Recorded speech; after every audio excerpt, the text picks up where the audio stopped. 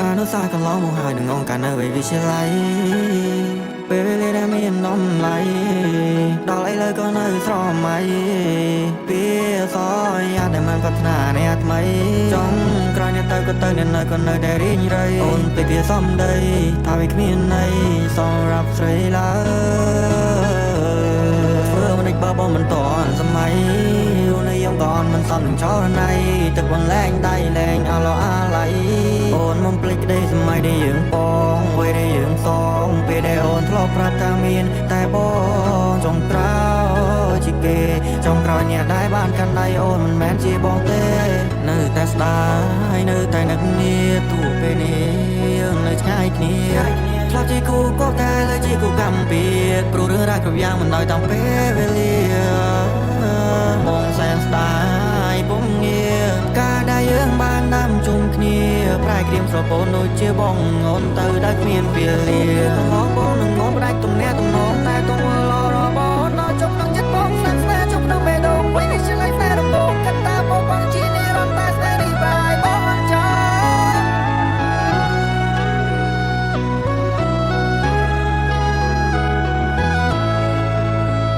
បងក៏មិនតងបើអូនទៅហើយក៏ទៅចង់ក្រនៅអាឡងនៅអាឡៃថ្ងៃដែលយើងផ្ដើអានុសាកន្លងមកហើយនឹងងការនៅវិទ្យាល័យពេលវេលាដែលមាននំឡៃដល់ឥឡូវក៏នៅស្រមៃពីសយ៉ាដែលមិនប្រាថ្នាអ្នកថ្មីចង់ក្រោយអ្នកទៅក៏ទៅអ្នកនៅក៏នៅតែរីងរៃអូនពីសំដីថាវាគ្មានន័យសម្រាប់ស្រីឡើ